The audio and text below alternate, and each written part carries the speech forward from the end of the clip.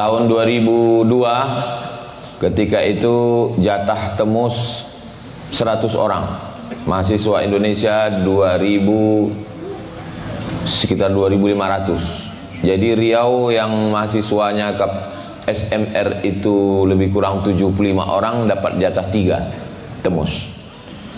Yang satu diambil ketua. Itu maka waktu itu orang rebutan jadi ketua kekeluargaan. Tinggal 2. Jatah 2 lagi. Penasehat ada 8. Jadi penasehat yang 8 ini nama itu calon temus ditulis di mangkok kusari. Maka tadi melihat kusari itu saya langsung trauma. Jadi nama-nama itu dibuat bulatan, dimasukkan ke mangkok kusari. Nanti 8 penasehat ini akan menarik nama. Nanti tinggal 2. Yang 2 ini yang akan berangkat temus.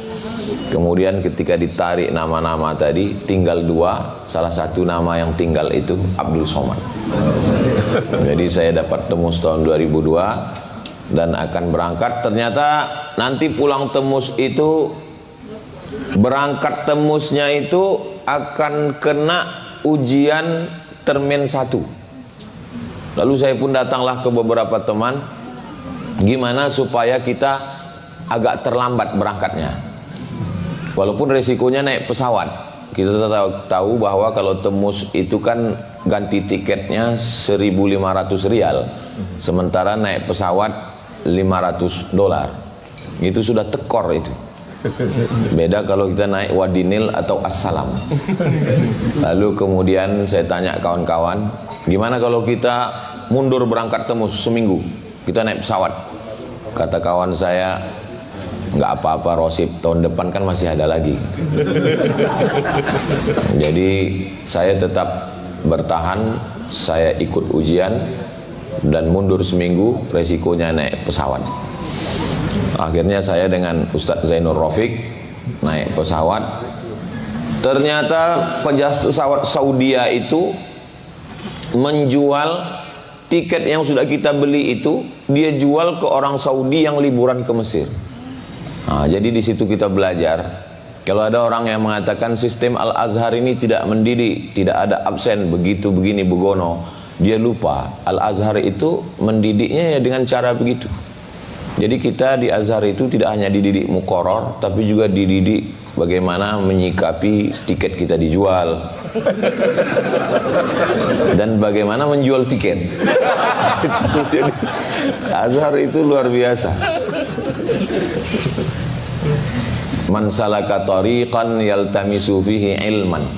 Jadi pendidikan itu tidak dijebak oleh kelas, tidak berkutat dengan diktat, tapi pendidikan adalah al-hayah, madrasatul hayah. Itulah Al-Azhar. Jadi hakikat itu selalu saya sampaikan ke adik-adik yang akan berangkat setiap pembekalan. Di sini mohon maaf saya tidak tausiah, tidak ada apa-apa karena muqarrar kita sama. Jadi tahdidnya pun sama. Jadi dulu talkhisnya juga agak beda dikit. Karena muqarrar itu kalau udah mau akhir-akhir kita tanya sama Syekh, muqarrar min gil ilal gil. Lalu kemudian hari ini kami datang, kata Saudia, tiket belum ada. Besok kita datang, kata Saudia, tiket belum ada. Sementara saya sudah buat selamatan di rumah.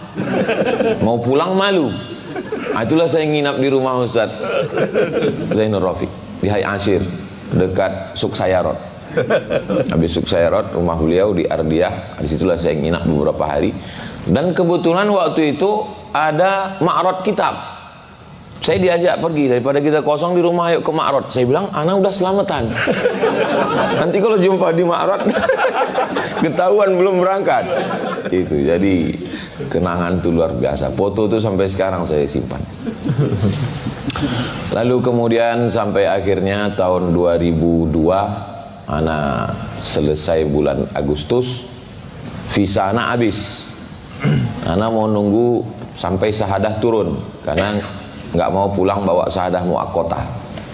Pas mau turun itu katanya bisa nambah visa 6 bulan, tapi syaratnya ada persetujuan dari Amnud Daulah. Situlah Hana pergi ke Amnud Daulah ditanya-tanya. Akhirnya dapat visa 3 bulan. Dapat 3 bulan, September, November, Agustus, September, Oktober, November. Bulan November visa Hana habis, Hana pulang, transit di Malaysia. Jadi Hana dari negeri 1000 menara ke negeri 1000 makcik. Lanjut perjalanan, jumpa lagi dengan kawan-kawan, sahabat-sahabat semua. Setelah pulang ke Indonesia, Al-Azhariyun yang qasimuna ila iddati aqsam. Ada Azhariyun siyasiyun, ada Azhariyun da'wiyun, ada Azhariyun tarbawiyun. Tapi yang paling banyak Azhariyun innas safa wal marwah. Apapun judul kajiannya, al-umratu ilal umrati kafaratul lima bainahum. Jadi Ana ditemui oleh travel besar. Travel besar ini kalau berangkat charter pesawat. Kemudian beberapa kawan Azhari datang, yang baru pulang, yang baru mulai menapak travel. Jadi saya berpikir, kalau saya pergi dengan travel besar, resikonya kecil. Tapi kalau pergi dengan travel kecil ini, resikonya besar. Dan semakin banyak kawan yang berangkat, semakin banyak konflik. Tapi insya Allah kita bersama dengan kawan-kawan. Alhamdulillah sampai hari ini saya berangkat dengan kawan-kawan Azhariyun. Sudah beberapa tahun ini berangkat, kita koordinir beberapa kawan-kawan, lebih kurang 15 travel, kulluhum Azhariyun, kita berangkat bersama. Jadi saya tidak bisa banyak berbuat, lebih pada bidang qismul i'lam, qismul i'lan, qismul endorse, wal syabakatul internet. Lalu kemudian begitu juga kalau udah kumpul di Riau, di mana-mana kawan-kawan banyak. Makanya orang jamaah juga heran bertanya ke saya, kenapa video-video Ustadz itu ada endorse bubur kacang hijau, endorse madu, endorse obat kuat pun ada juga. Saya bilang itu tuntutan dari kawan-kawan. Nah itu, mau ditolak takut kualat, mau diterima resikonya berat. Ya, akhirnya saya memang bidang itu. Ini mungkin nanti bertambah satu lagi endorse ayam petelur. Saya senang, hati saya senang. Liqaul ahibba rohah. Jadi kalau ditanya, Ustadz ini saya lihat jadwalnya ke sana kemari, ke sana kemari. Istirahatnya kapan? Istirahatnya ketika bertemu dengan Azhariyin. Bertemu dengan Azhariyin itu kita rasanya muda lagi, fresh lagi. Ini hari ini saya kembali ke Wisma Nusantara ini. Rasa kembali. Tapi kalau udah berpisah tua lagi. Alhamdulillah senang sekali. Saya sebelum 98 ke Mesir itu 93-nya di pesantren Darul Arafah di Medan, Sumatera Utara. Kakak kelas saya, senior saya, Ustadz Fadil Rahmi hadir bersama kita hari ini. Beliau ini senior di Al-Azhar, senior di pondok, senior dalam segala hal. Di surga pun khawatir saya senior juga. Alhamdulillah. Jadi Prof Syihab, para ajengan, pangarsa, para kiai, saya mohon maaf tak dapat menyebutkan satu persatu karena saking groginya bisa berkumpul bersama. Saya selalu diminta pembekalan untuk adik-adik yang akan berangkat. Selalu saya sampaikan, Al-Azhar natijah bukan standar keberhasilan. Keberhasilan kita yang sesungguhnya adalah sesudah kita pulang. Ada yang nilainya mumtaz, kuliahnya tepat waktu, S1, S2, S3 profesor, guru besar di kampus. Ada yang jahid jiddan, LCMA, dosen. Ada yang jahid, LC, pimpinan pondok. Ada yang rosib. Yang di sampingnya. Jangan lupa yang LCMA, yang mumtaz, yang jajidan, yang jahid, yang kiai, yang pimpinan pondok, yang rektor, yang dosen, semuanya berangkat Karena yang mabsul yang punya travel. Selalu saya bilang gitu. Boleh jadi dia gagal di Milal wan Nihal. Boleh jadi dia gagal di mantik. Boleh jadi dia gagal di lughah Arabiah. Kalau lughah Injiliziyah lulus semua. Tapi dalam masalah memalsukan paspor,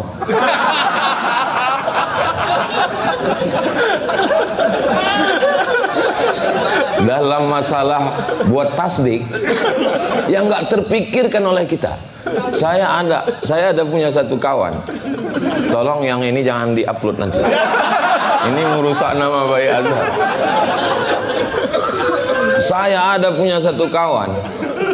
Dulu waktu di Mesir, dia bisa berangkat tiap tahun berangkat haji. Saya heran. Dapat tasdiknya dari mana? Kita rupanya pada tanggal 1 bulan 1 tahun 2000, tanggal 1 bulan 1 2000, dia buat tasdik sebanyak-banyaknya. Jadi kan titik-titik, tinggal nambah aja 2001, 2002. Yang kita nggak terpikir waktu itu. Nah, itu. Dia mungkin makbul indallah, tapi dalam bidang tasdik ini mumtaz. Orangnya ada, nggak boleh sebut nama. Ini kalau dia nonton pasti dia senyum. Dia cetak sebanyak-banyaknya tasdik. Nah, itu nggak terpikir sama kita. Jadi kita nggak bisa ngukur orang dari muqarrar Azhar. Nggak bisa kita ukur orang dari diktat yang setipis itu. Karena diktat kehidupan ini begitu luas. Makanya kenapa alumni Azhar itu beda dengan alumni yang lain, tanpa mengecilkan kampus-kampus lain.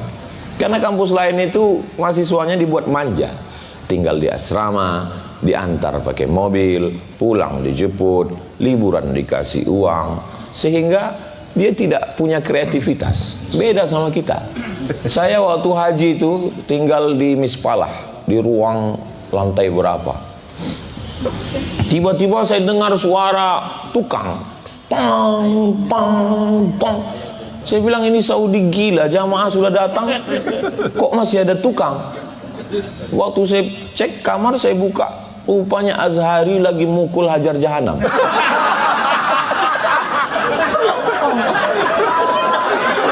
Segini mereka bawa dari Kairo, dibungkus plastik kecil-kecil. Dua-duanya pimpinan pondok sekarang. Jadi kreativitas yang tanpa batas. Ibda' bila hudud. Luar biasa itu. Satu mukul, satu masukkan plastik. Langsung saya senyum. Sampai sekarang kalau jumpa, yang satu itu dapat beasiswa dari Amerika, doktor. Setiap kalau saya WA, kalau jumpa, gimana Hajar Jahanam itu?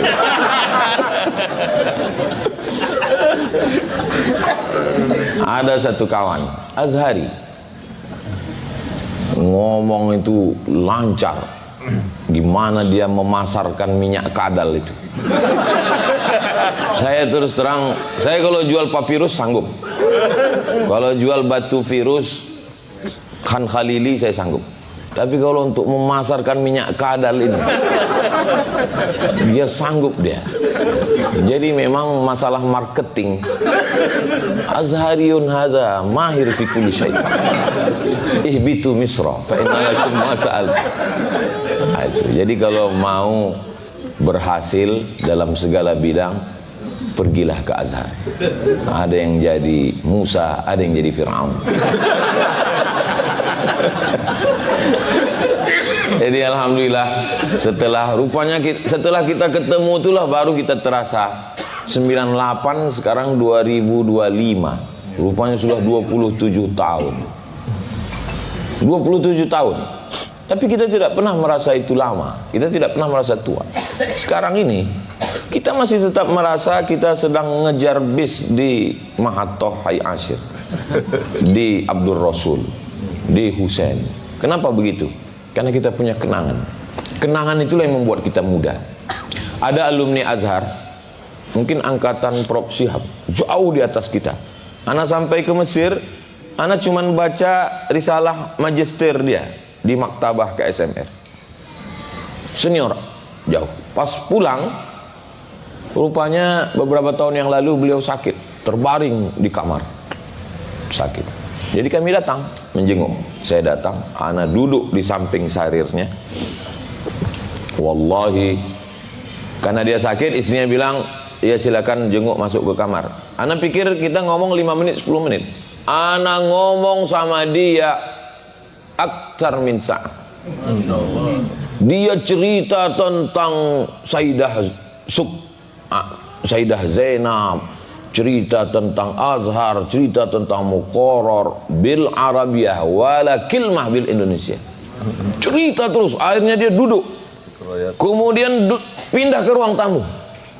Sampai anak istrinya heran, kok papa sehat? Jadi di situ anak berpikir, kita ini kalau sudah ketemu dengan kawan-kawan lama, jadi sehat. Jadi ibu-ibu, kalau suaminya ketemu sama kawan lama, biarkan aja lah. Sehat. Ada seorang perempuan, ketika dipijit kepalanya oleh si suami, dipijit kepalanya oleh istri. Lalu istrinya nanya, dulu sebelum nikah siapa yang mijit? Kata suaminya yang jawab, sebelum nikah nggak pernah sakit kepala. Kata.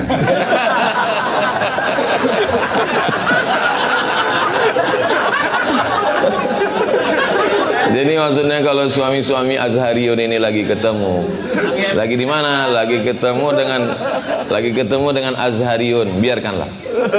Karena kalau mereka ketemu sesama Azhariyun ini, insya Allah yang dibicarakannya itu semua baik-baik. Karena Azhari itu solihun fi kulli zaman wa makan. Perempuan yang paling beruntung adalah perempuan yang punya suami Azhari. Anak ketika pulang dulu LC, kalau sudah disebut orang LC di kampung kami, diterima itu semua di masjid, di pondok. LC itu kalau bahasa Arabnya radhiyallahu an. Ini juga sekaligus iklan untuk adik-adik kita yang akan pulang atau yang sudah pulang yang belum menikah. Mana tahu mertuanya selama ini belum ada calon mertua kan. Saya sampaikan melalui ini. Ini iklan untuk endorse adik-adik kita. Bapak Ibu yang punya calon menantu Azhari, itu kalian sangat beruntung.